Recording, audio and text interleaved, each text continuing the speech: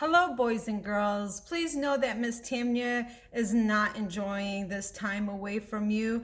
I think about you. I hope that you are safe and healthy. I miss your stories. I miss your beautiful smile. I miss you. I miss our classroom with the energy you bring. Miss Tamnia really, really loves you and misses you and hope to see you soon. So today I'm going to read a story, our favorite story of all times. So I hope you enjoy the story. Alrighty, here I go. So today's story is Corduroy by Don Friedman.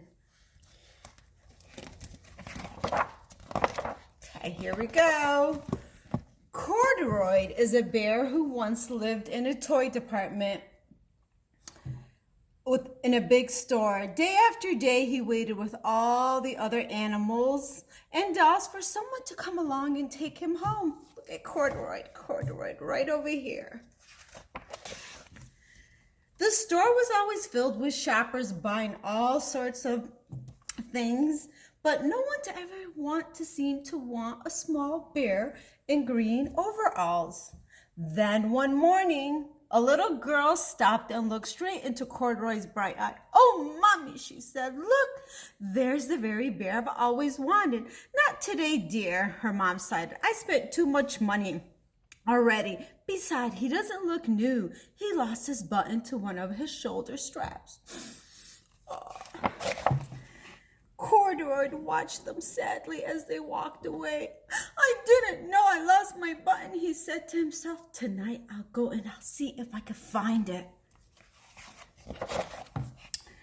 Later that evening, when all the shoppers had gone and the doors were shut and locked, Corduroy climbed carefully down from his shelf and began searching everywhere on the floor for his lost button.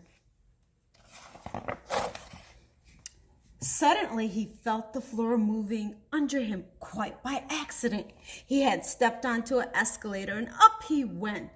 Corduroy was thinking, could this be a mountain? He wondered. "I think I've always wanted to climb a mountain." He stepped off the escalator as he reached to the next floor. Before his eyes was the most amazing sight. Tables, chairs, lamps, and sofas, and rows of beds. "This must be a palace," Corduroy gasped. "I've always wanted to live in a palace."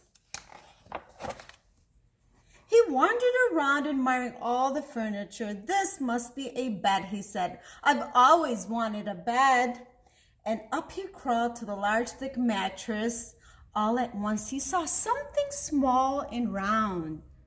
"Wow, there's my very own button," he cried, and he tried to pick it up, but like all the other buttons on the mattress, they were tied down. He yanked and pulled with both paws until pop, off came the button, and off the mattress Corduroy topped. He banged into the tall floor lamp. Over he fell with a crash. Ouch! That must hurt. Poor Corduroy. Corduroy didn't know, but there was someone else awake in the department store. The night watchman was going around doing his rounds on the floor above. When he heard a crash, he came dashing down the escalator. "Now, who in the world did this?" he explained. "Somebody must be hiding around here." Is he gonna find Corduroy? He flashed his light under and over the sofas and bed until he came to the biggest bed of all, and there he saw two fuzzy brown ears sticking up from under his covers. "Hello," he said. "How did you get upstairs?"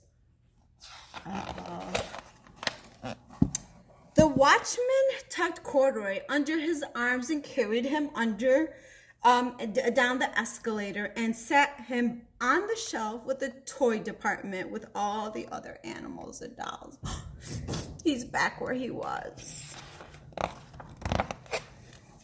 Corduroy was just waking up, and when the first customer came into the store, in the morning, and there, looking at him with his warm smile, was the same little girl he had seen only one day before. "Hi, I'm Lisa," she said, "and you're going to be my very own bear. Last night I counted what I saved in my piggy bank, and my mother said I can bring you home." "Shall I put him in a box for you?" the saleslady asked. "No, thank you," Lisa answered, and she carried Corduroy home in her arms. She ran all the way up 4 flights of stairs into her family's apartment and straight into her own room. Corduroy blinked, and there was a chair, a chest of drawers, and alongside a girl-sized bed stool, a little bed, just the right size for him. The room was small, nothing like that enormous palace in the department store. "This must be home," he said. "I know, I've always wanted a home." Lisa sat down with Corduroy on her lap and began to sew a button on his overalls. "I like you the way you are," she said, "but you'll be more comfortable with your shoulders strapped and fastened." "You must be a friend," said Corduroy. "I've always wanted a friend." "Me too," said Lisa, and gave him a big hug. The end. So Miss Tamnia wants to send you a big hug from me, and I hope you are safe, you and your family, and I will see you soon.